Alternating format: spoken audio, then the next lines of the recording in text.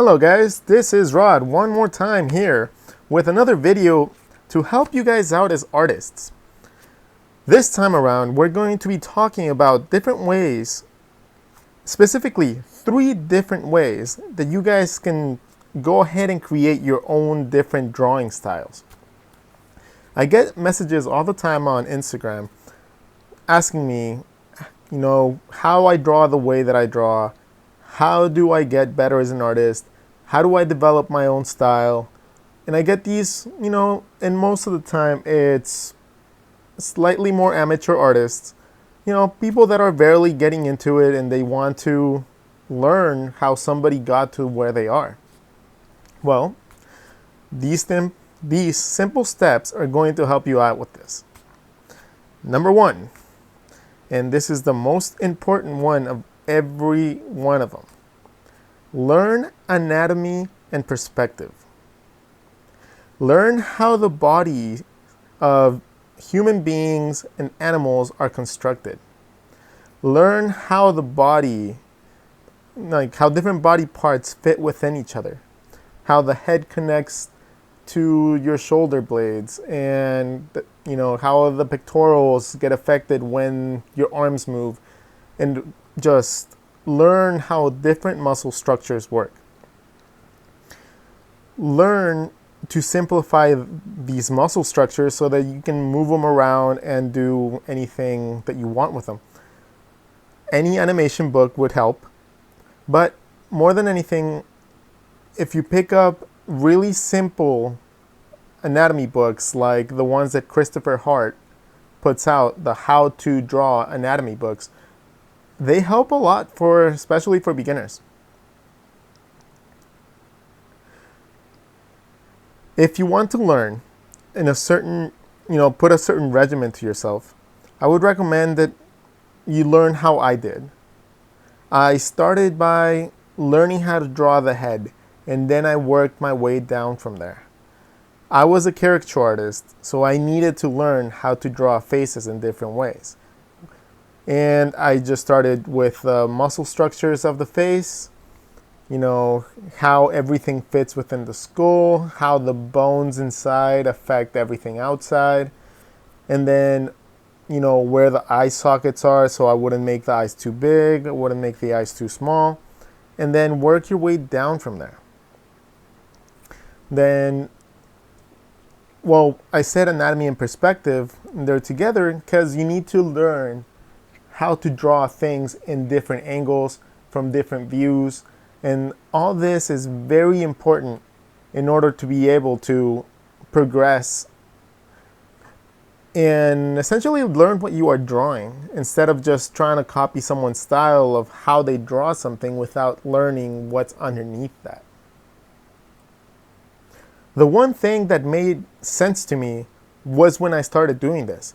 When I started actually looking at what the bones did, like why the cheekbones affected what, was underneath, how the shape of the face would change. And then from there, I would be able to change that and refine it to, maybe a fatter person, you can't see the cheekbones. Maybe a skinnier person, you can see more. But knowing that those bones are there allowed me, the ability to go in and change my drawings accordingly.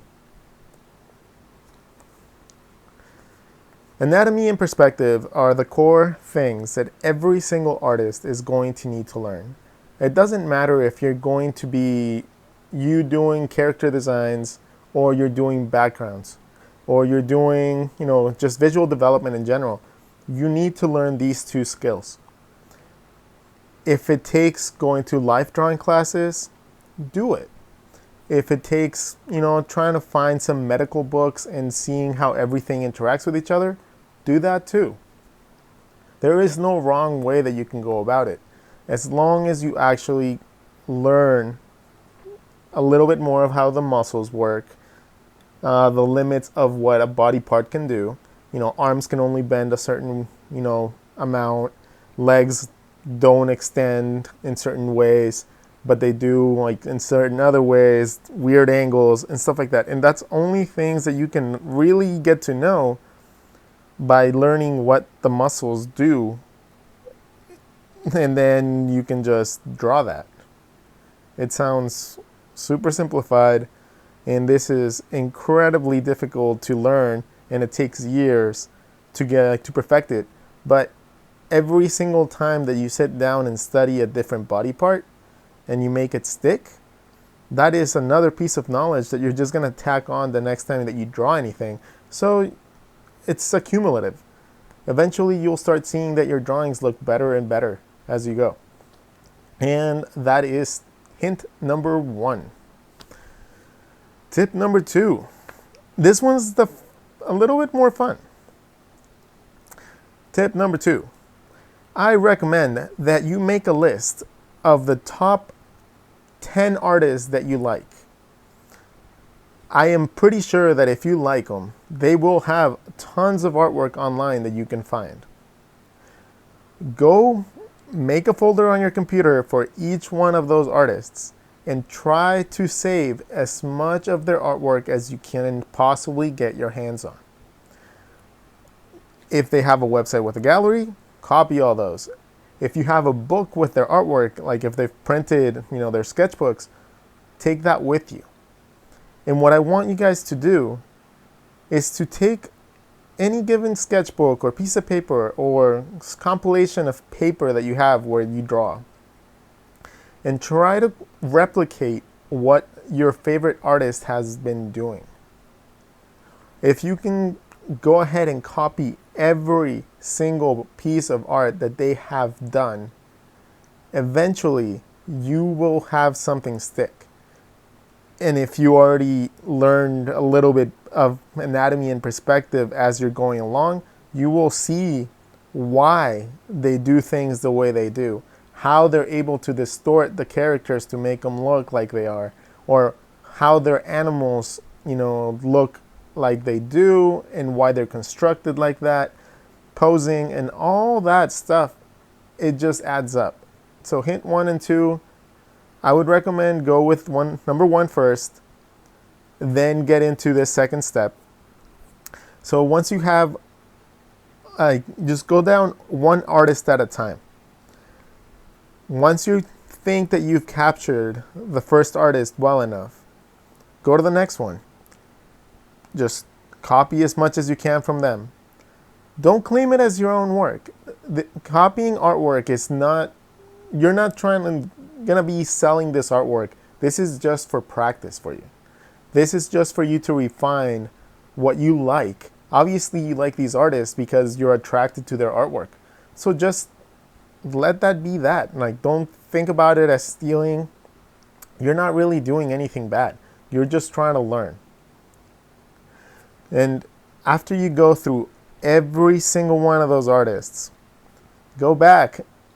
If you haven't really learned anything, or if you want to learn a little bit more of what one of the artists does, with the small amount of knowledge that you've accumulated from the other artist, you will be able to see other things within the first person's art, and then you'll improve steadily, and you will improve very, very quickly like this.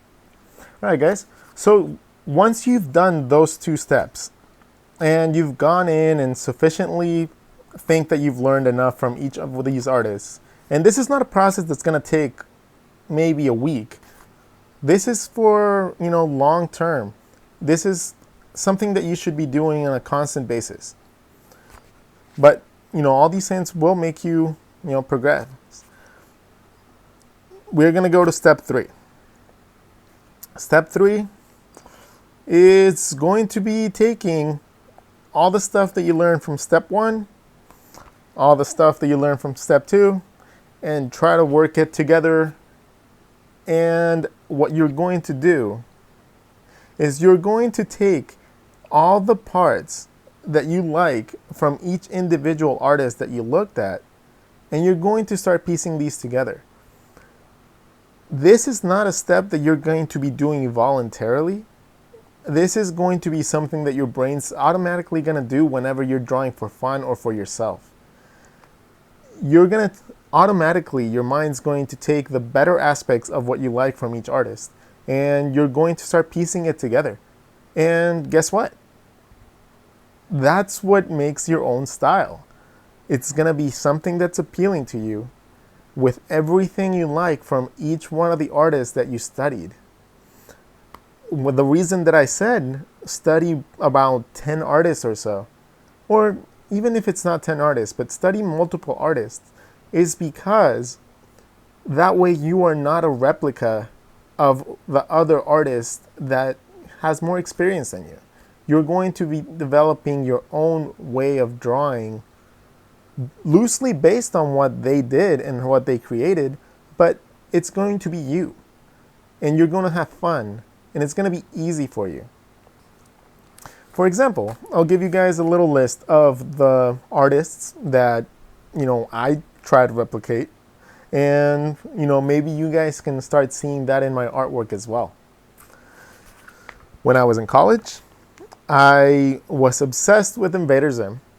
And I thought that it was a very simple style, and maybe if I, learned how to draw it like that, then I wouldn't have to learn anatomy, and then I can play around like that. I learned the harsh way that that's not the way that happens. If I didn't learn the proper way of learning this until much later, and I got scolded a lot in school for that. There's one teacher that straight up told me that I should never substitute knowledge calling it style. So if someone tells you, for example, if someone asks you to draw a hand and you draw it really cartoony, and then they're like, no. Draw a hand, like a real hand. And you're not able to draw a hand, even though it's right in front of you and you can use it for reference. You're using your style as a crutch. And you should really try to avoid that. That's what anatomy is for. Well, after the whole Invader Zim debacle, I started actually taking some life drawing classes, and then I got really attracted to this artist called Steven Silver. Steven Silver was a great character designer that worked on Danny Phantom and Fairly Odd Parents, and it was super simple stuff. And yeah, again, I was maybe in part trying to avoid having to learn anatomy and muscle structures and stuff like that with it. But, I knew in my mind that I still needed to learn that, and I started progressing a little bit more. Well, over the years, I followed Chris Sanders a lot, the creator of Lilo and Stitch, and many other shows. Genevieve Sai, which is a very similar look, but her stuff is just absolutely amazing. It's, to this day, she's my favorite artist of all time. Go check her out. I'll put a link in the description or in the comments or the bio. Then other artists that have influenced me a lot, and I copied a lot of their work, was Bill Watterson, Calvin and Hobbes, Jim Borgman, Zitz, the comic strip, the guys at Creature Box. Holy shit, those guys are amazing. It's these amongst many, many others, but those have to be my most influential ones that have affected me the most. And even to this day, I try to see if I can learn something new from them, because to me, they're the epitome of what I want to become. That's where I want to be. Just different aspects of one of them, not necessarily one in particular, but a combination of what they all have would be my ultimate goal. And tip number 4. This is a little bonus. Remember that as an artist, you should always strive to learn. You should never assume that you know everything. You should never assume that you are as good as it's going to get. If you ever think of yourself as a person that has reached the top and doesn't really have anywhere to go, you need to figure out a way to increase, your abilities more. There's never a limit. There's never a top. There's never a peak. There's always room to grow. And we all, as artists, especially the people that are doing it full time, we have to be humble enough to know that we are not great, that we still have places to go and things to learn. But we have to be cocky enough to understand that we have to tell our clients that we are the shit. If you don't make your client think that you are the best motherfucker out there, there is no reason for that client to go with you. So, we run a fine line between super humble and super cocky, and it has to be switched on back and forth, and you have to really find a nice finesse to it so you don't come out as a dick to other artists, and so you don't come out, too passive enough that you don't make yourself seem great to all those people that could potentially want to buy art from you. So that's something that I still struggle with. I tend to go more towards the cocky side, but it's something that I work on progressively too. I try to work on it too. All right, guys. I hope that these little tips and tricks, even though they're not so simple to follow, and maybe it's not the easiest to, let sink in, but I hope that they're helping, and I hope they help you guys, and I will catch you guys in the next video. Good night, good day, whatever time it is. Laters.